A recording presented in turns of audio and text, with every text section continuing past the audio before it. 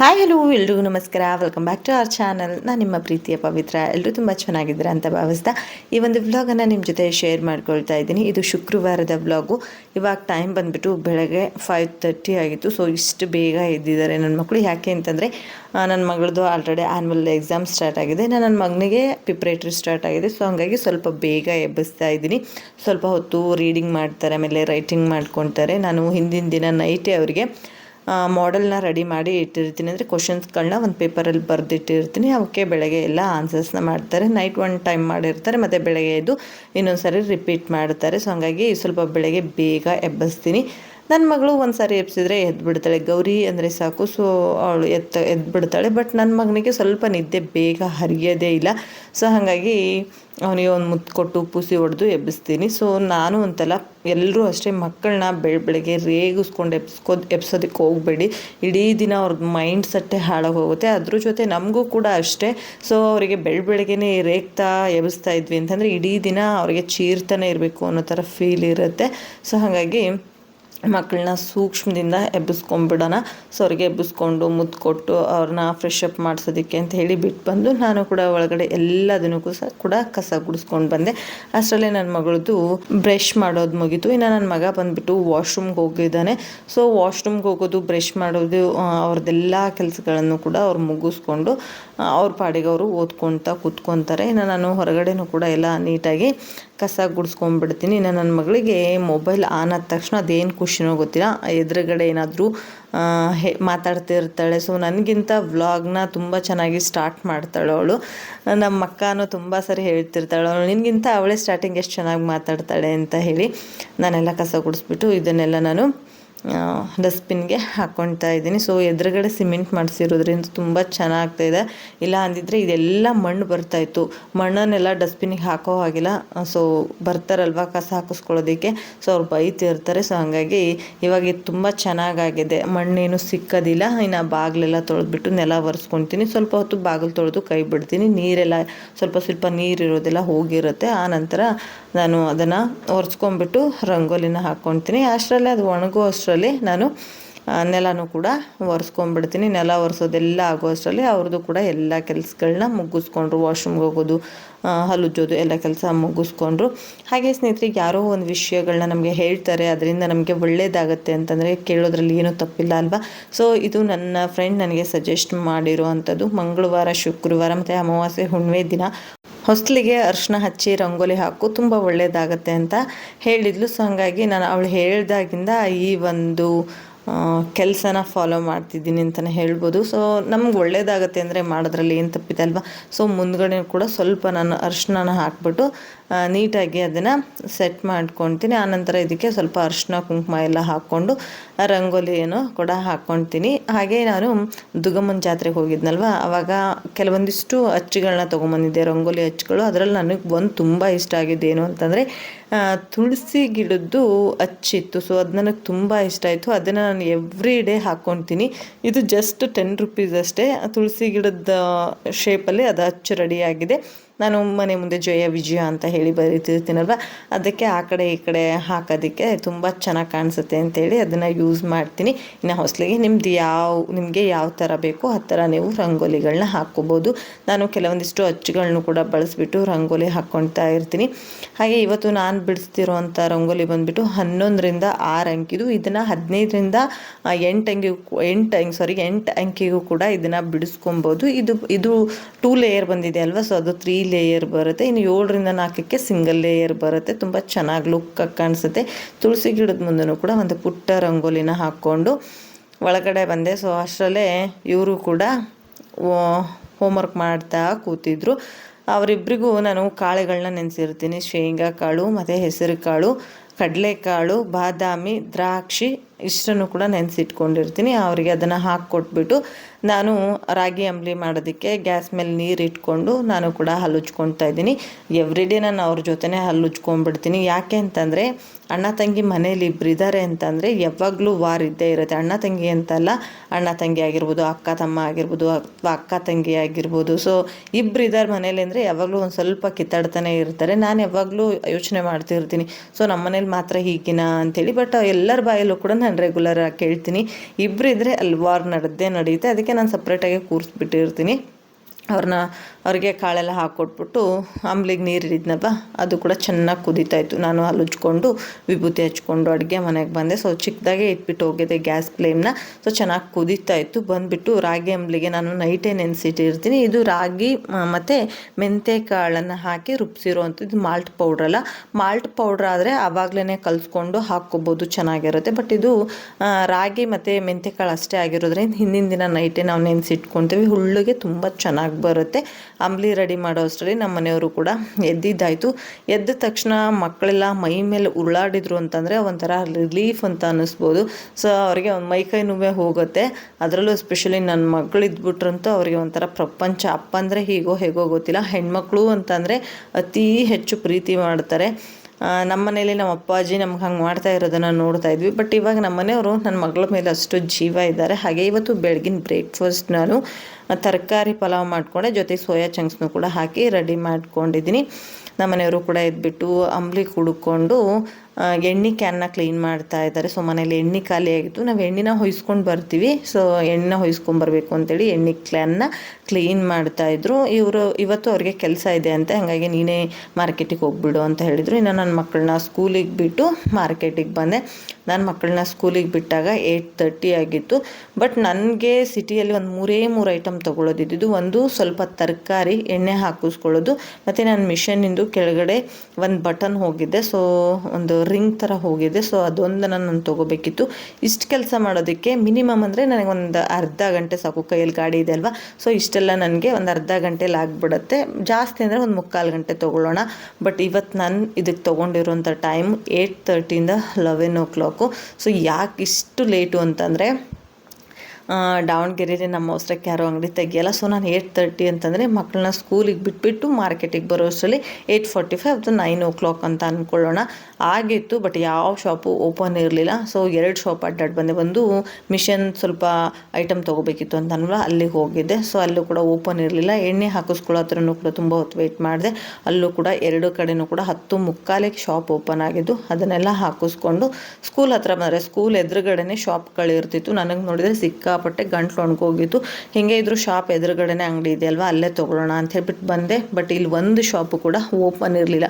ಮತ್ತು ನಾನು AVK college ರೋಡಿಗೆ ಹೋಗ್ಬಿಟ್ಟು ಅಲ್ಲೊಂದು ಬೇಕ್ರಿಯಲ್ಲಿ ಒಂದು 10 ರೂಪಾಯಿ ಕೊಟ್ಟು ನೀರನ್ನ ತೊಗೊಂಡು ಬಂದು ನನ್ನ ಮಗಳು ಸ್ಕೂಲ್ ಮುಂದೆ ಕೂತ್ಕೊಂಡು ವೆಯ್ಟ್ ಮಾಡ್ತಾಯಿದ್ದೀನಿ. ಯಾಕೆಂದರೆ ಇವತ್ತು 10ರಿಂದ 12 ಗಂಟೆ ಮಾತ್ರ ಇದ್ದಿದ್ದು ಅವಳು ಸ್ಕೂಲು. ಇನ್ನು 1 ಗಂಟೆ ಮಾತ್ರ ಇತ್ತಲ್ವ. ಸೊ ಮತ್ತು ಮನೆಗೆ ಹೋಗಿ ಬರೋ ಅಷ್ಟರಲ್ಲಿ ನಮ್ಮದು ಒಂದು ಅರ್ಧ ಗಂಟೆ ಹೋಗೇ ಬಿಟ್ಟಿರುತ್ತೆ. ಇನ್ನು ಅರ್ಧ ಗಂಟೆಗೆ ಏನು ಅಂತಬಿಟ್ಟು ಸ್ಕೂಲ್ ಮುಂದೆ ಕೂತ್ಕೊಂಡು ವೆಯ್ಟ್ ಮಾಡಿ ಅವಳನ್ನು ಕೂಡ ಕರ್ಕೊಂಡು ಬಂದೆ. ಸ್ನೇಹಿತರೆ, ಬೆಳಗ್ಗೆ 8:30ಗೆ ಮನೆಯಿಂದ ಹೊರಟಿದ್ದು ನಾನು. ತೊಗೊಂಬಂದಿದ್ದು 3 ಐಟಮ್. ಒಂದು ಎಣ್ಣೆ, ಇನ್ನೊಂದು ನನ್ನ ಮಿಷನಿನ ಕೆಳಗಡೆ ಈ ಥರ ಹೋಗಿತ್ತು. ಸೊ ಇದಕ್ಕೆ ಹಾಕೋದು ಹೋಗಿತ್ತು. ಸೊ ಇದನ್ನು ನಾನು ತೊಗೊಂಡಿದ್ದೀನಿ. ಒಂದು ಸ್ವಲ್ಪ ತರಕಾರಿ. ಇಷ್ಟು ತೊಗೊಳೋಕ್ಕೆ 11 ಗಂಟೆ ಆಯಿತು. ಯಾಕೆ ಅಂತಂದರೆ ನನ್ನ ಅವಸರಕ್ಕೆ ಬೇರೆಯವ್ರು ಬಾಗಿಲು ತೆಗಿಬೇಕಲ್ವ. ಸೊ ಎಲ್ಲ ಅಂತಲ್ಲ, ಕೆಲವೊಂದಿಷ್ಟು ಅಂಗಡಿಗಳು ದಾವಣಗೆರೆಯಲ್ಲಿ 10:30 ನಂತರನೇ ತೆಗಿಯೋದು. ಸೊ 10:30 ನಂತರ ಅದಿಷ್ಟನ್ನು ಮುಗಿಸ್ಕೊಂಡೆ. ಕಾಯೋದಕ್ಕೂ ಕೂಡ ತಾಳ್ಮೆ ಜಾಸ್ತಿ ಬೇಕು. ಹೊರಟ್ಬಿಡ್ಲಾ ಅನ್ಸೋದು. ಹೊರಟ್ರೆ ಹೊಟ್ಟೆಪಾಡು ನಡಿಬೇಕಲ್ಲ, ಮತ್ತು ಬೆಳಗ್ಗೆ ಅಡುಗೆ ಮಾಡೋದಕ್ಕೆ ಎಣ್ಣೆ ಬೇಕಲ್ವ. ಸೊ ಹಾಗಾಗಿ ವೆಯ್ಟ್ ಮಾಡಿ ಅಷ್ಟೆಲ್ಲ ಪರ್ಚೇಸ್ ಮಾಡಿ ಮಗಳ ಸ್ಕೂಲ್ ಹತ್ರ ಬಂದೆ. ನನಗೆ ಸಿಕ್ಕಾಪಟ್ಟೆ ಸುಸ್ತು. ಯಾವಾಗ ನನ್ನ ಮಗಳನ್ನ ಕರ್ಕೊಂಡು ಮನೆಗೆ ಬಂದುಬಿಡ್ತೀನೋ ಅಂತ ಹೇಳಿ ಅನ್ನಿಸ್ತಾ ಇತ್ತು. ಸ್ಕೂಲ್ ಹತ್ರ ಹೋದೆ ಕರ್ಕೊಂಡು ಬರೋದಕ್ಕೆ. ಅವಳ ಮುಖದಲ್ಲಿ ಒಂದು ಬ್ಯೂಟಿಫುಲ್ ಸ್ಮೈಲ್ ಬಂತು. ಸಖತ್ತಾಗಿತ್ತು. ಎಷ್ಟು ಚೆನ್ನಾಗಿತ್ತು ಅಂತಂದರೆ ಅದು ಅವಳೊಂದು ಕಾನ್ಫಿಡೆನ್ಸ್ ಸ್ಮೈಲ್. ಅದು ಯಾಕೆ ಅಂತ ಕೇಳೋಣ. ಯಾಕೆಮ್ಮಿ ಅಷ್ಟು ಖುಷಿಯಿಂದ ಹೊರಗೆ ಬಂದಿವತ್ತು? ಹಾಂ, ಅವಳದು ಎಕ್ಸಾಮು ನಿನ್ನೆ ಹಿಂದಿ ಆಗಿತ್ತು, ಇವತ್ತು ಇಂಗ್ಲೀಷ್ ಇತ್ತು. ಹೇಳು, ಪೇಪರ್ ಹೆಂಗಾಯ್ತು?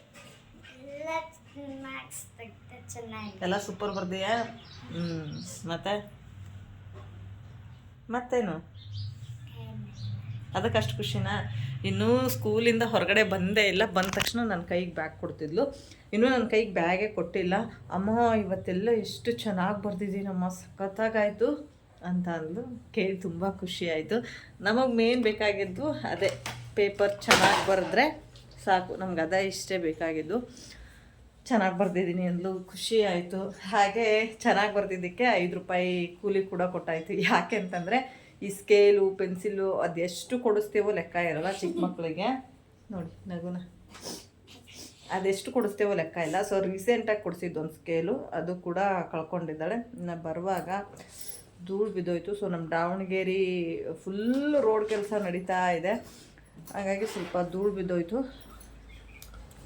ಸೊ ಇವಾಗ ನೋಡಬೇಕು, ಸ್ವಲ್ಪ ಲೇಟಾಗಿದೆ. ಆಲ್ರೆಡಿ 12:45 ಆಗ್ತಾ ಬಂತು. ನೀವು ನೋಡ್ತಾ ಇರ್ಬೋದು 12:45 ಆಗ್ತಾ ಬಂದಿದೆ. ಸ್ವಲ್ಪ ಏನಾದರೂ ಮಾಡಬೇಕು ಊಟಕ್ಕೆ. ಇನ್ನು ಪಾತ್ರೆಗಳಲ್ಲೆಲ್ಲ ಹಾಗೇ ಇದೆ ನೋಡಿ. ಒಂದು ಸ್ವಲ್ಪ ಪಲಾವ್ ಇದೆ, ಸ್ವಲ್ಪ ನೋಡೋಣ ಏನು ಮಾಡೋದು ಅಂತ. ಅಂದರೆ ಹಸಿ ಮಜ್ಜಿಗೆ ಸಾರು ಮಾಡೋಣ ಅಂಥೇಳಿ ಮೊಸರು ತೊಗೊಂಬಂದು ಕಾಯಿ ತುರಿತಾ ಇದ್ದೆ. ನನ್ನ ಮಗಳು ಹದ ನೋಡಿ, ಏನದು ಸಕ್ಕರೆ ಮೊಸರು ಸಕ್ಕರೆ. ಇವಾಗ ನಮ್ಮನೇಲಿ ಸಕ್ಕರೆ ಬಳಸ್ತಾ ಇಲ್ಲ. ಯಾರಾದರೂ ಬಂದರೆ ಇರಲಿ ಅಂತ ಹೇಳಿ ಒಂದು ಅರ್ಧ kg 1 kg ರೇಷನ್ ತಂದಿದ್ದು ಬೆಲ್ಲದ ಟೀ ಕುಡಿತೀವಿ. ಟೀ ಕುಡಿಬೇಕು ಅನಿಸಿದ್ರೆ, ಇಲ್ಲ ಅಂತಂದರೆ ಇಲ್ಲ. ಸೊ ಟೀ ತುಂಬ ಕಡಿಮೆ. ಈಗ ಅವಳು ಮೊಸರು ಸಕ್ಕರೆ ಚೆನ್ನಾಗಿ ಬ್ಯಾಟಿಂಗ್ ಮಾಡ್ಕೊತದಾಳೆ. ಮೊಸರು ಸಕ್ಕರೆ ಚೆನ್ನಾಗೈತಾ? ಎಲ್ಲಿ ತಿನ್ಸ್.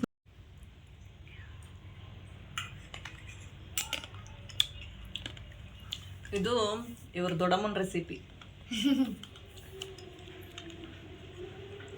ಸೊ ನಾನಿವತ್ತು ಮಧ್ಯಾಹ್ನದ ಊಟಕ್ಕೆ ಅನ್ನ ಮಾಡಿಕೊಂಡು ಹಸಿ ಮಜ್ಜಿಗೆ ಸಾಂಬಾರು ಮಾಡೋಣ ಅಂಥೇಳಿ. ಸೊ ದಿಢೀರಂತನೂ ಆಗುತ್ತೆ. ಹಾಗೆ ಇವಾಗ ಸಮ್ಮರ್ ಅಲ್ವಾ, ಸ್ವಲ್ಪ ಮಜ್ಜಿಗೆ ಸಾರು ಆ ಥರ ಉಂಡ್ರೆ ಬೆಟರು. ಸೊ ಹಸಿ ಮಜ್ಜಿಗೆ ಸಾರು ಮಾಡ್ತೀನಿ. ಇದರ ರೆಸಿಪಿ ನಾನು ಆಲ್ರೆಡಿ ಶೇರ್ ಮಾಡ್ಕೊಂಡಿದ್ದೀನಿ. ಹಸಿ ಮೆಣಸಿನ್ಕಾಯಿನ ಫ್ರೈ ಮಾಡಿಕೊಂಡು ಸಾಸಿವೆ, ಶುಂಠಿ, ಬೆಳ್ಳುಳ್ಳಿ ಮತ್ತು ಕೊಬ್ಬರಿನ ಹಾಕಿ ಕಟ್ಟಂತಿ ನೋಡಿ. ಅದು ಇದು ತಿಂದ್ರೆ ಬೇಡ. ಹಸಿ ಕೊಬ್ಬರಿ ಅದನ್ನೆಲ್ಲ ಮಿಕ್ಸಿ ಮಾಡಿ ಉಪ್ಪು ಹಾಕಿ ಮಜ್ಜಿಗೆ ಕುಡಿಸಿದ್ರೆ ಹಸಿ ಮಜ್ಜಿಗೆ ಸಾರು ರೆಡಿ ಆಗುತ್ತೆ. ಸಖತ್ ಟೇಸ್ಟಿಯಾಗಿರುತ್ತೆ. ಇವತ್ತಿನಕ್ಕಿಂತ ಅದು ನಾಳೆ ತುಂಬ ರುಚಿ, ಸ್ವಲ್ಪ ಹುಳ್ಳಿಗೆ ಬಂದಿರುತ್ತೆ, ತುಂಬ ರುಚಿ ಇರುತ್ತೆ. ಸೊ ಇವಾಗ ಮಾಡೋಣ ಸ್ನೇಹಿತರೆ. ಒಂದು ಕಡೆ ಹಸಿ ಮಜ್ಜಿಗೆ ಸಾಂಬಾರಿಗೆ ಮೆಣಸಿನ್ಕಾಯಿನ ಫ್ರೈ ಮಾಡ್ಕೊಳ್ತಾ ಇದ್ದೀನಿ. ಇನ್ನೊಂದು ಸೈಡಲ್ಲಿ ಯಾಕೋ ಸ್ವೀಟ್ ತಿನ್ನಬೇಕು ಅಂತ ಅನ್ನಿಸ್ತಾ ಇತ್ತು. ಸೊ ಹಾಗಾಗಿ ಹೆಂಗೆ ಇದ್ರೂ ಕೊಬ್ಬರಿ ತುರಿದ್ನಲ್ವಾ ಹಸಿ ಮಜ್ಜಿಗೆ ಸಾರಿಗೆ, ಇಡೀ ತೆಂಗಿನಕಾಯಿನ ತುರಿದ್ಬಿಟ್ಟು ಅದರಲ್ಲಿ ಸ್ವಲ್ಪ ತೆಗೆದು ಈ ಥರ ಸುಸ್ಲಾ ಮಾಡ್ಕೊಂಡು ತಿಂತಾಯಿದ್ದೀವಿ. ಇದಕ್ಕೆ ನಾವು ಸುಸ್ಲಾ ಅಂತ ಹೇಳಿ ಕರಿತೀವಿ, ಕೊಬ್ಬರಿ ಸುಸ್ಲಾ ಅಂತ ಹೇಳಿ. ಇದನ್ನು ಅಮ್ಮ ಮನೇಲಿದ್ದಾಗ ವಾರಕ್ಕೊಂದ್ಸರಿ ಮಾಡ್ಕೊಂಡು ತಿಂತಾಯಿದ್ವಿ. ಸೊ ಪ್ರತಿ ಮಂಗಳವಾರಕ್ಕೊಮ್ಮೆ ಮಾಡ್ಕೊಂಡು ತಿಂತಾಯಿದ್ವಿ. ಏನು ಕಾರಣ ಅಂತಂದರೆ ನಮ್ಮ ಮನೆ ಪಕ್ಕದಲ್ಲಿ ಒಬ್ಬರು ಶಂಭುಲಿಂಗಜ್ಜನ ಪೂಜೆ ಹಿಡಿದಿದ್ರು. ಶಂಭುಲಿಂಗಜ್ಜನ ಪೂಜೆಗೆ ಅಂದರೆ ಶಂಭುಲಿಂಗೇಶ್ವರಂಗೆ ಒಡೆದಿರೋಂಥ ತೆಂಗಿನಕಾಯಿನ ಏನು ಖಾರದ ಐಟಮ್ ಮಾಡೋ ಹಾಗಿರಲಿಲ್ಲ, ಅಂದರೆ ಸಾರಿಗೆ ಪಲ್ಯಕ್ಕೆ ಆ ಥರ ಯೂಸ್ ಮಾಡೋಂಗಿಲ್ಲ. ಮಾಡಿಕೊಂಡ್ರೆ ಏನಾದರೂ ಸ್ವೀಟ್ ಮಾಡ್ಕೊಂಡು ತಿನ್ನಬೇಕಿತ್ತು. ಹಾಗಾಗಿ ಪ್ರತಿ ಮಂಗಳವಾರ ಸೋಮವಾರ ನೈಟ್ ನಾವು ಪೂಜೆಗೆಲ್ಲ ಕಾಯಿ ಹೊಡೆಸ್ಕೊಂಬರ್ತಿದ್ವಲ್ಲ, ಪ್ರತಿ ಮಂಗಳವಾರ ನಾವು ಸ್ಕೂಲಿಂದ ಬಂದ ತಕ್ಷಣ ನಮಗೆ ಈ ರೆಸಿಪಿ ಮಾಡಿಕೊಂಡು ತಿಂತಾಯಿದ್ವಿ ನಾವು. ಸೊ ತುಂಬ ರುಚಿಯಾಗಿರುತ್ತೆ ಇದು. ಬಟ್ ಇಲ್ಲಿ ಸ್ವಲ್ಪ ನೀರು ಕ್ವಾಂಟಿಟಿ ಜಾಸ್ತಿ ಆಯಿತು. ನನ್ನ ಮಗಳ ಜೊತೆ ಮಾತಾಡ್ತಾ ನಾನು ಸ್ವಲ್ಪ ನೀರನ್ನ ಜಾಸ್ತಿ ಹಾಕ್ಬಿಟ್ಟಿದ್ದೀನಿ. ಸ್ವಲ್ಪ ನೀರನ್ನ ಕಡಿಮೆ ಹಾಕ್ಕೊಳ್ಳಿ, ಯಾಕೆಂದರೆ ಬೆಲ್ಲದಲ್ಲೂ ಕೂಡ ನೀರಿರುತ್ತೆ. ಹಾಗೆ ನೀವು ಯೂಸ್ ಮಾಡೋ ಬೆಲ್ಲದಲ್ಲಿ ಏನಾದರೂ ಕಲ್ಲಿದ್ದರೆ ಅದನ್ನು ಒಂದು ಸಾರಿ ಬೆಲ್ಲನ ಕರಗಿಸಿ ಸೋದಿಸಿ ಆಮೇಲೆ ಹಾಕ್ಕೊಳ್ಳಿ. ಇಲ್ಲಿ ನಾನು ಯೂಸ್ ಮಾಡ್ತಿರೋಂಥ ಬೆಲ್ಲದಲ್ಲಿ ಕಲ್ಲಿಲ್ಲ. ಸೊ ನಾವು ಕಲ್ಲು ಇಲ್ಲದೆ ಇರೋವಂಥ ಬೆಲ್ಲ ತರ್ತೀವಿ, ಅಂದರೆ ಆರೆಗ್ಯಾನ್ ಬೆಲ್ಲ ಇರುತ್ತಲ್ವ, ಸೊ ಆ ಥರದ್ದು ಬೆಲ್ಲ ತರ್ತೀವಿ. ಯಾಕೆಂದರೆ ನಮ್ಮ ಮನೆಯಲ್ಲಿ ಮಕ್ಕಳು ಬೆಲ್ಲ ಜಾಸ್ತಿ ತಿಂತಿರ್ತಾರೆ. ಮಕ್ಕಳು ಅಂತಲ್ಲ, ನಮ್ಮ ಮನೆಯವರು ಕೂಡ ಅಷ್ಟೇ ಬೆಲ್ಲ ತಿಂತಿರ್ತಾರೆ. ಸೊ ಹಾಗಾಗಿ ನಾವು ಬೆಲ್ಲದಲ್ಲಿ ಕಲ್ಲಿರಬಾರ್ದು, ಆ ಥರ ಬೆಲ್ಲನ ತೊಗೊಂಬರ್ತೀವಿ. ಹಾಗಾಗಿ ನಾನು ಇಲ್ಲಿ ಡೈರೆಕ್ಟಾಗಿ ಹಾಕಿದ್ದೀನಿ. ಸೊ ಬೆಲ್ಲ ಮತ್ತು ಕೊಬ್ಬರಿ ಚೆನ್ನಾಗಿ ಕುದ್ಮೇಲೆ ಸ್ವಲ್ಪ ಗಟ್ಟಿ ಆಗಬೇಕು. ಇದು ಕುದ್ಮೇಲೆ ಇದಕ್ಕೊಂದು ಸ್ವಲ್ಪ ಏಲಕ್ಕಿ ಶುಂಠಿ ಪುಡಿ, ಲಾಸ್ಟಲ್ಲಿ ನಾವೇನೇನು ಗ್ಯಾಸ್ ಆಫ್ ಮಾಡ್ತೀವಿ ನಾವು ಮೂಮೆಂಟಲ್ಲಿ 1 ಚಮಚದಷ್ಟು ತುಪ್ಪ ಹಾಕ್ಕೊಂಡು ತಿನ್ನಿ, ಸಕ್ಕತ್ತಾಗಿರುತ್ತೆ. ಈ ಕಾಯಿ ಹೋಳಿಗೆ ಎಲ್ಲ ಮಾಡೋದಕ್ಕೆ ನಾವು ಈ ಥರ ಸೂಸ್ಲಾ ಮಾಡ್ಕೊತೀವಲ್ವ, ಸೊ ಒಳಗಡೆ ಸ್ಟಫಿಂಗ್ನ ರೆಡಿ ಮಾಡ್ಕೊತೀವಲ್ವ, ಸೊ ಅದೇ ಥರ. ಬಟ್ ಇಲ್ಲಿ ನಾನು ಏನು ಕಣಕ ಆ ಥರ ಏನು ಹೋಳಿಗೆ ಥರ ಮಾಡಲ್ಲ, ಜಸ್ಟ್ ಇದನ್ನಷ್ಟೇ ಹಾಗೆ ತಿನ್ನೋದಕ್ಕೆ ರುಚಿಯಾಗಿರುತ್ತೆ ಅಂತ ಹೇಳಿ ಮಾಡ್ಕೊಂಡಿದ್ದೀನಿ. ಸೊ ನಾನು ಮಜ್ಜಿಗೆ ಸಾರು ಮಾಡ್ಕೊತೀನಿ ನೋಡಿ. ಇಲ್ಲಿ ನಾನು ಹಸಿ ಮಜ್ಜಿಗೆ ಸಾರಿಗೆ ಕೊಬ್ಬರಿ, ಸಾಸಿವೆ, ಬೆಳ್ಳುಳ್ಳಿ, ಹಸಿ ಮೆಣಸಿನ್ಕಾಯಿ ಮತ್ತು ಶುಂಠಿನ ಹಾಕ್ಕೊಂಡಿದ್ದೀನಿ. ಇದಕ್ಕೆ ಸ್ವಲ್ಪ ಕರಿಬೇವು ಮತ್ತು ಕೊತ್ತಂಬರಿನ ಹಾಕ್ಕೊಂಡು, ಹಾಗೆ ಉಪ್ಪು ಕೂಡ ಹಾಕ್ಕೊಂಡಿದ್ದೀನಿ. ಕರಿಬೇವು ಕೊತ್ತಂಬರಿ ಹಾಕ್ಕೊಂಡು ಇದನ್ನು ನೈಸಾಗಿ ಪೇಸ್ಟ್ ಮಾಡಿಕೊಂಡು ಮೊಸರನ್ನು ಮಜ್ಜಿಗೆ ರೆಡಿ ಮಾಡಿಕೊಂಡು ಮಿಕ್ಸ್ ಮಾಡಿಕೊಂಡು ಉಪ್ಪು ನೋಡಿಕೊಂಡು ಕಮ್ಮಿ ಆಗಿದ್ದರೆ ಉಪ್ಪು ಹಾಕ್ಕೊಂಡು ಮಿಕ್ಸ್ ಮಾಡಿಕೊಂಡ್ರೆ ಹಸಿ ಮಜ್ಜಿಗೆ ಸಾರು ರೆಡಿ ಆಯಿತು. ಇನ್ನೊಂದು 5 ನಿಮಿಷ ಅಷ್ಟೇ. ಹಾಗೆ ಸೊ ತುಂಬ ನೀರಾಯಿತು ಅಂತ ಅಂದ್ಕೊಂಡಿದ್ದೆ, ಬಟ್ ಓಕೆ, ತಿನ್ನೋ ರೇಂಜಿಗೆ ಬಂದಿದೆ. 1-2 ನಿಮಿಷ ಜಾಸ್ತಿ ಬಿಟ್ಟಿದ್ದೀನಿ. ಸೊ ಇಷ್ಟಿದ್ರೆ ಸಾಕು, ಮತ್ತು ತಣ್ಣಗಾದ್ಮೇಲೆ ಗಟ್ಟಿ ಆಗಿಬಿಡುತ್ತೆ. ಸೊ ಕೊಬ್ಬರಿ ಸುಸ್ಲಾನು ಕೂಡ ರೆಡಿ ಆಯಿತು. ಇನ್ನು ಊಟ ಮಾಡೋದೆ. ಸೊ ಬೆಳಗ್ಗಿದು ಪಲಾವ್ ಕೂಡ ಇದೆ, ಇನ್ನೂ ಒಂದು ಸ್ವಲ್ಪ. ಸೊ ನೋಡಿ, ಇಷ್ಟೊಂದು ಪಲಾವ್ ಇದೆ. ಹಾಗೆ ನಿನ್ನೆ ನೈಟ್ದು ರೈಸ್ ಕೂಡ ಇದೆ. ಸೊ ಇನ್ನು ರೈಸ್ ಏನು ಮಾಡೋ ಹಾಗಿಲ್ಲ, ಸ್ವಲ್ಪ ಮಜ್ಜಿಗೆ ಸಾರು ಅದನ್ನ ರೆಡಿ ಮಾಡ್ಕೊತೀನಿ.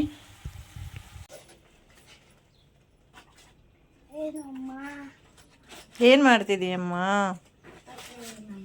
ಹಾಂ, ಆಟ ಆಡೋಕೆ ನಿನಗೆ ನನ್ನ ಹೊಸ ವೆನಿಟಿ ಬ್ಯಾಗ ಬೇಕಾ? ಅದು ಹರಿಬೇಕು ಒಟ್ಟು, ಅದಲ್ಲಿ ಇಡೋಕ್ಕಾಗಲ್ಲ, ಹರಿತೈತೆ ನೋಡಿ ಬ್ಯಾಗು. ಯಾರ್ದದು ಬ್ಯಾಗು? ಅಲ್ಲ ಅದೇ ನೀನು ಇದು ಇನ್ನೊಂದು ಹೆಸರಿಟ್ಟಿಯಲ್ಲ ಅದಕ್ಕೆ ಬ್ಯಾಗಿಗೆ, ಏನದು? ಹಾಂ, ಟೀಚರ್ ಬ್ಯಾಗ್. ಅದೇ ಟೀಚರ್ ಬ್ಯಾಗ್. ಅದು ಟೀಚರ್ ಬ್ಯಾಗಲ್ಲಿ ಏನೇನೆಲ್ಲ ಇದೆ ನೋಡಿ, ಸ್ಕೇಲು, ಪೆನ್ಸಿಲ್ಲು, ಗಮ್ಮು. ಸೊ ಈ ಥರದ್ದೆಲ್ಲ ಇಟ್ಕೊಂಡು ಈಗ ಅವಳು ಟೀಚರ್ ಆಟ ಆಡ್ತಿದ್ದಾಳೆ ಒಬ್ಬಳೆ. ಇದ್ರ ಜೊತೆಗೆ ಆಟ ಆಡ್ತಿದೀಯಾ?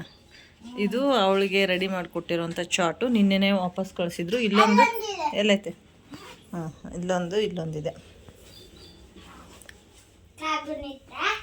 ಈ ಮಜ್ಜಿಗೆನ ರೆಡಿ ಮಾಡಿ ಇಟ್ಕೊಂಡಿದ್ದೀನಿ. ಅರ್ಧ ಲೀಟ್ರ್ ಮೊಸರಲ್ಲಿ ಸ್ವಲ್ಪ ಮೊಸರನ್ನ ಬಿಟ್ಟಿದ್ದೀನಿ, ಯಾಕೆಂದರೆ ನನ್ನ ಮಕ್ಳಿಗೆ ಪಲಾವಿಗೆ ಬೇಕೇ ಬೇಕು. ಈ ಥರ ರುಬ್ಕೊಂಡಿದ್ದೀನಲ್ಲ, ಸಾಸಿವೆ ಶುಂಠಿದ ಘಮ ಹೇಗೆ ಬರ್ತಿದೆ ಅಂದರೆ ಸಖತ್ತಾಗಿ ಬರ್ತಿದೆ. ಇದನ್ನ ಹಾಕ್ಕೊಂಡು ಚೆನ್ನಾಗಿ ಮಿಕ್ಸ್ ಮಾಡಿಕೊಂಡ್ರೆ, ಇದನ್ನ ಹಾಕ್ಕೊಂಡು ಸ್ವಲ್ಪ ನೀರು ಹಾಕ್ಕೊಂಡು ಮಿಕ್ಸ್ ಮಾಡಿಕೊಂಡ್ರೆ ಮಜ್ಜಿಗೆ ಸಾರು ರೆಡಿ ಆಗುತ್ತೆ. ಉಪ್ಪನ್ನು ನೋಡಿಕೊಂಡು ಇನ್ನೊಂದು ಸ್ವಲ್ಪ ಬೇಕು ಅಂದರೆ ಉಪ್ಪು ಹಾಕೋಬೇಕಷ್ಟೇ. ಅಲ್ರಿ ಈಗ ಎದಕ್ಕೆ ಮಾಡಿದ್ದಿ? ಏನು ಕೊಬ್ಬರಿ ಸುಸ್ಲಾನ ತಿನ್ನಂಗಾತು ಮಾಡ್ಕೊಂಡೆ, ಯಾಕೆ ಮಾಡಬಾರ್ದ?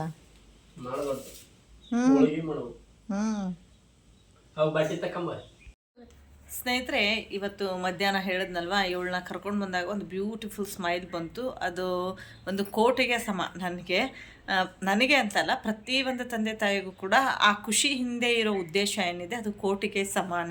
ನನಗೂ ಕೂಡ ಒಂದು ಕೋಟಿಗೆ ಸಮಾನವಾಯಿತು.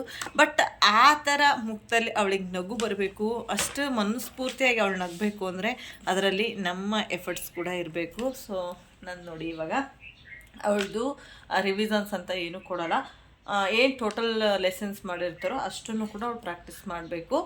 ಅಂದರೆ ಇವಾಗ ಇಂಗ್ಲೀಷಲ್ಲಿ 4 ಲೆಸನ್ ಇತ್ತು. ಸೊ 4 ಲೆಸನ್ನು ಕೂಡ ಪ್ರಾಕ್ಟೀಸ್ ಮಾಡಿದ್ದಾಳೆ. ಇನ್ನು ಮ್ಯಾಥಮೆಟಿಕ್ಸಿಗೆ ಬಂದರೆ ನೋಡಿ ಎಷ್ಟೊಂದು ಹಾಳೆಗಳಿದೆ.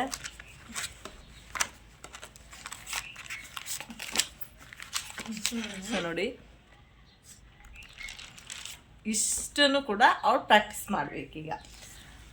ಇದಕ್ಕೆ ಎಷ್ಟು ಈಸಿ ಅದು. ಮ್ಯಾಥ್ಸ್ ಅವಳಿಗೆ ತುಂಬ ಈಸಿ. ಮ್ಯಾಥ್ಸ್ ಅಂದರೆ ಅವಳಿಗೆ ತುಂಬ ಇಷ್ಟ, ತುಂಬ ಈಸಿ. ಹಾಗಾಗಿ ನಾನು ಕೂಡ ಮಧ್ಯಾಹ್ನ ಸ್ಕೂಲಿಂದ ಬಂದ ತಕ್ಷಣ ಅವಳನ್ನ ಸ್ವಲ್ಪ ಹೊತ್ತು ಫ್ರೀಯಾಗಿ ಬಿಡ್ತಿರ್ತೀನಿ. ಯಾವತ್ತೂ ಕೂಡ ಫ್ರೀಯಾಗಿ ಬಿಟ್ಟಿದ್ದೆ, ಸ್ವಲ್ಪ ಜಾಸ್ತಿ ಹೊತ್ತು ಬಿಟ್ಟಿದ್ದೆ.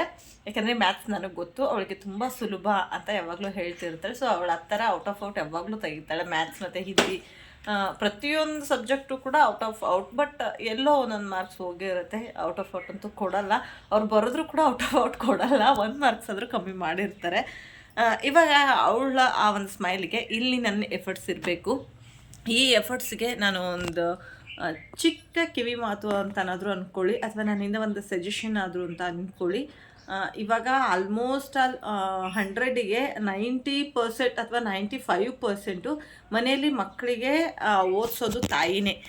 ಸೊ ಎಲ್ಲ ತಾಯಂದರು, ಕೆಲವೊಂದು ಮನೆಯಲ್ಲಿ ಅಪ್ಪಂದರು ಕೂಡ ಓದಿಸ್ತಾರೆ. ಸೊ ಬಟ್ ಓದಿಸುವಾಗ ನಾವು ಎಸ್ಪೆಷಲಿ ನನ್ನ ಹೆಣ್ಮಕ್ಳ ಬಗ್ಗೆ ನನ್ನ ಮನಸ್ಸಿನ ಭಾವನೆನ ಹೇಳ್ತೀನಿ. ಹಾಗೆ ನಾವು ಮಕ್ಕಳನ್ನ ಹಾಗೆ ನಾವು ಮಕ್ಕಳಿಗೆ ಓದಿಸುವಾಗ ಮೊಬೈಲ್ನ ಫುಲ್ ಅವಾಯ್ಡ್ ಮಾಡಬೇಕು. ಮೊಬೈಲ್ಗೆ ನಾವು ಎಷ್ಟು ಅಡಿಕ್ಟ್ ಆಗಿದ್ದೀವಿ ಅಂತಂದರೆ, ಒಂದು ಚಿಕ್ಕ ನೋಟಿಫಿಕೇಷನ್ ಬಂದರೂ ಕೂಡ ಅದನ್ನು ನಾವು ತೆಗೆದು ನೋಡ್ತೀವಿ. ಆ ಒಂದನ್ನು ನೋಡೋಕೆ ಹೋದರೆ ಹಾಗೆ ನೋಡ್ತಾ ಹೋಗ್ತೀವಿ, ಹಾಗೆ ಸ್ಕ್ರೋಲ್ ಮಾಡ್ತಾನೆ ಹೋಗ್ತೀವಿ. ಅದಕ್ಕೆ ನನ್ನ ಬೆಸ್ಟ್ ಸಜೆಷನ್ ಮತ್ತು ನಾನು ಯೂಸ್ ಮಾಡೋವಂಥ ಸಜೆಷನ್ ಏನು ಅಂತಂದರೆ, ಮೊಬೈಲ್ನ ನಾನು ಫ್ಲೈಟ್ ಮೋಡಿಗೆ ಹಾಕ್ಬಿಡ್ತೀನಿ. ಸೊ ಫ್ಲೈಟ್ ಮೋಡಿಗೆ ಹಾಕಿದಾಗ ಯಾವ ನೋಟಿಫಿಕೇಷನ್ ಬಂದರೂ ನನಗೆ ಗೊತ್ತಾಗಲ್ಲ. ಇವನ್ ಫೋನ್ ಕಾಲ್ ಕೂಡ ಬರೋದಿಲ್ಲ. ಫ್ಲೈಟ್ ಮೋಡಿಗೆ ಹಾಕ್ಬಿಟ್ಟು ಅವ್ರನ್ನ ನನ್ನೆಲ್ಲ ಓದಿಸ್ಕೊತೀನಿ. ಸೊ ಓದಿಸಿ ಆದಮೇಲೆ ನಾನು ಮೊಬೈಲ್ನ ಆನ್ ಮಾಡ್ತೀನಿ. ಸಮ್ ಟೈಮ್ ಮಿಡಲಲ್ಲೂ ಕೂಡ ನಾನು ಫೋನನ್ನು ಆನ್ ಮಾಡ್ತೀನಿ. ಏನಕ್ಕೆ ಅಂತಂದಾಗ ನನ್ನ ಮಗಳಿಗೆ ನಾನು ಆನ್ ಮಾಡಲ್ಲ. ಸೊ ಎಲ್ಲದು ಜನರಲ್ಲಾಗೇ ಇರುತ್ತೆ. ಸೊ ಸಿಂಪಲ್ಲಾಗೇ ಇರುತ್ತೆ. ನನ್ನ ಮಗನಿಗೆ ಓದಿಸುವಾಗ ನಾನು ಸ್ವಲ್ಪ ಮೊಬೈಲ್ನ ಆನ್ ಮಾಡ್ಕೊತೀನಿ. ಏಕೆ ಅಂತಂದರೆ ಕೆಲವೊಂದಿಷ್ಟು ಕ್ವಶನ್ ಆನ್ಸರ್ಸ್ಗಳು ನನಗೆ ಬೇಗ ಗೊತ್ತಾಗಲ್ಲ. ಸೊ ಅವಾಗ ನಾನು ಏನು ಮಾಡ್ತೀನಿ ಅಂದರೆ ಗೂಗಲಲ್ಲಿ ಸರ್ಚ್ ಮಾಡಿ ನಾನು ಅವನಿಗೆ ಬರೆಸ್ತಿರ್ತೀನಿ. ಸೊ ಹಂಗಾಗಿ ನನಗೆ ಅವಾಗ ಮೊಬೈಲ್ ಯೂಸ್ ಆಗುತ್ತೆ. ಅದು ಕೂಡ ನಾನು ಮೊಬೈಲ್ ತೊಗೊಳೋದಕ್ಕಿಂತ ಮುಂಚೆ ಮೈಂಡಲ್ಲಿ ತುಂಬಾ ಫಿಕ್ಸ್ ಮಾಡ್ಕೊಂಡಿರ್ತೀನಿ. ಸೊ ನಾನೇನು ಗೂಗಲಲ್ಲಿ ಏನು ಸರ್ಚ್ ಮಾಡ್ತಿರ್ತೀನಿ ಅದನ್ನು ಮಾತ್ರ ನೋಡಬೇಕು ಅಂತ ಹೇಳಿ ಮೈಂಡಲ್ಲಿ ಅಂದ್ಕೊಂಡಿರ್ತೀನಿ. ಆದರೂ ಕೂಡ ಕೈಗೆ ಮೊಬೈಲ್ ಬಂದ ತಕ್ಷಣ ಸುಮ್ಮನೆ ಇರೋಲ್ಲ. ಸೊ ಏನಾದರೂ ಸ್ಕ್ರೋಲ್ ಮಾಡ್ತಾನೆ ಹೋಗ್ತೀವಿ. ಇನ್ಸ್ಟಾಗ್ರಾಮ್ ಆಗಿರ್ಬೋದು, ಫೇಸ್ಬುಕ್ ಆಗಿರ್ಬೋದು, ಅಥವಾ ಯೂಟ್ಯೂಬ್ ಆಗಿರ್ಬೋದು, ಏನೋ ಒಂದು ಸ್ಕ್ರೋಲ್ ಮಾಡ್ತಾ ಹೋಗ್ತೀವಿ. ಸೊ ಹಾಗಾಗಿ ನಂದು ಬೆಸ್ಟ್ ಸಜೆಷನ್ ನಾನು ಯೂಸ್ ಮಾಡೋವಂಥದ್ದು, ಅವ್ರ ಮುಖದಲ್ಲಿ ಅಂಥ ಬ್ಯೂಟಿಫುಲ್ ಸ್ಮೈಲ್ ಬರಬೇಕು, ಅದು ನಮಗೆ ಕೋಟಿಗೆ ಸಮಾನ ಆಗಬೇಕು ಅಂತಂದರೆ ಚಿಕ್ಕ ಕೆಲಸ ಮಾಡಿಬಿಡಿ. ನಿಮ್ಮ ಮಕ್ಕಳಿಗೆ ಓದಿಸುವಾಗ ಮೊಬೈಲ್ನ ಫ್ಲೈಟ್ ಮುಡಿಗೆ ಹಾಕಿಬಿಡಿ, ಬೆಸ್ಟ್. ಸೊ ಸೈಲೆಂಟ್ ಮಾಡ್ತೀನಿ, ಆಮೇಲೆ ವೈಬ್ರೇಷನಿಗೆ ಇಡ್ತೀನಿ ಅಂದ್ರೂ ಕೂಡ ವೇಸ್ಟೇ ಅದು. ಯಾಕೆಂದರೆ ಲೈಟ್ ಅನ್ನೋದ್ರೂ ಕೂಡ ನಮಗೆ ಮೊಬೈಲ್ ನೋಡಬೇಕು ಅಂತ ಅನಿಸುತ್ತೆ. ಸೊ ಏನೋ ಹಿಂಗೆ ಟರ್ನ್ ಆದ್ವಿ, ಅಲ್ಲಿ ಮೊಬೈಲಲ್ಲಿ ಲೈಟ್ ಆನ್ ಆಯಿತು. ಸೊ ಯಾಕೋ ಲೈಟ್ ಆನ್ ಆಯಿತು, ಮೋಸ್ಟ್ಲಿ ಏನೋ ಬಂದಿದೆ ಅಂತ ಮೈಂಡಲ್ಲಿ ಓಡ್ತಾ ಇರುತ್ತೆ. ಸೊ ಅಂದರೆ ನಾವು ಅಷ್ಟು ಮೊಬೈಲಲ್ಲಿ ಇದ್ದೀವಿ. ಸೊ ಮೊಬೈಲ್ ಅಂದರೆ ಒಂದು ಪ್ರಪಂಚನೇ ಆಗೋಗಿದೆ. ಊಟ ಬಿಡ್ತೀವಿ, ನಿದ್ದೆ ಬಿಡ್ತೀವಿ ಅಷ್ಟೇ. ಯಾಕ್ರಿ ಜೊತೆಗಿರೋರ್ನು ಬಿಟ್ಬಿಡ್ತೀವಿ ಮೊಬೈಲ್ ಬಂದಾಗಿಂದ. ಅದಕ್ಕೆ ಮೊಬೈಲ್ ಸ್ವಲ್ಪ ಅವಾಯ್ಡ್ ಮಾಡಬೇಕು ಅಂತಂದರೆ ಅದನ್ನ ಫ್ಲೈಟ್ ಮುಡಿಗೆ ಹಾಕಿ, ನಾವು ಅಂತಲ್ಲ ಮಕ್ಕಳು ಕೂಡ ಅಷ್ಟೇ. ನೋಡಿ, ನಾನು ವಿಡಿಯೋ ಮಾಡೋಕ್ಕೆ ಸ್ಟಾರ್ಟ್ ಮಾಡಿದಾಗಿಂದ ನನ್ನ ಮಗಳು ಒಂದು ಅಕ್ಷರ ಬರೆದಿಲ್ಲ, ಒಂದು ಅಕ್ಷರ ಅದು ಆವಾಗಲೇ ಬರೆದಿದ್ದು. ಸೊ ಮಕ್ಕಳು ಕೂಡ ಹಾಗೆ ನಮ್ಮ ಪಕ್ಕ ಕೂತ್ಕೊಂಡು ಅವರು ಕೂಡ ಮೊಬೈಲ್ನ ನೋಡೋದಕ್ಕೆ ಸ್ಟಾರ್ಟ್ ಮಾಡ್ತಾರೆ. ಅವ್ರಿಗೆ ಅಮ್ಮನೇ ನೋಡ್ತಾರೆ, ನಾವ್ಯಾಕೆ ನೋಡಬಾರ್ದು ಅನ್ನೋ ಒಂದು ಮೈಂಡ್ ಸೆಟ್ ಇರುತ್ತೆ. ಸೊ ಹಂಗಾಗಿ ನಾನು ಅವಳಿಗೆ ಇವಾಗ ನೋಡ್ತಾ ಇರ್ಬೋದು, ಇಲ್ಲಿ ಆಲ್ರೆಡಿ ಒಂದು 4 ಪೇಜನ್ನ ಹಾಕ್ಕೊಟ್ಟಿದ್ದೀನಿ. ಅಂದರೆ ಓಯ್ನಿವನ್ನು, ಟೇಬಲ್ಸು, ಸೊ ಆ ಥರದ್ದೆಲ್ಲ. ಸೊ ಇದೆಲ್ಲ ಹಾಕ್ಕೊಟ್ಟಿದ್ದೀನಿ. ಇನ್ನು ಇಲ್ಲೂ ಕೂಡ ನೀವು ನೋಡ್ತಾ ಇರ್ಬೋದು. ಅದೇ ಅವಳಿಗೇನು, ಅವಳಿಗೆ ಬರುತ್ತೆ ಗೊತ್ತು, ಅವಳು ಮ್ಯಾಥ್ಸ್ ತುಂಬ ಚೆನ್ನಾಗಿ ಮಾಡ್ತಾಳೆ ಅಂತ ಗೊತ್ತು. ಬಟ್ ಅವಳು ಓವರ್ ಕಾನ್ಫಿಡೆನ್ಸ್ ಮೇಲೆ ನಾನು ನಿಲ್ಲಲ್ಲ. ಸೊ ನನಗೆ ಇರೋ ಡೌಟ್ನ ನಾನು ಕ್ಲಿಯರ್ ಮಾಡ್ಕೊತೀನಿ. ಅವಳು 1 ಟೈಮ್ ಬರಿಬೇಕದು. ಸೊ ಅದೇನು ಕೊಟ್ಟಿರ್ತಾರೆ ಅದು 1 ಟೈಮ್ ನನಗೆ ಬರಿಬೇಕು. ಸೊ ಅದನ್ನೇ ನಾನು ಅವಳಿಗೆ ಮಾಡೋದು. ಓಕೆ ಸ್ನೇಹಿತರೆ, ಇವಾಗ ಟೈಮ್ ಆಲ್ರೆಡಿ 3 ಗಂಟೆ ಆಗ್ತಾ ಬಂತು.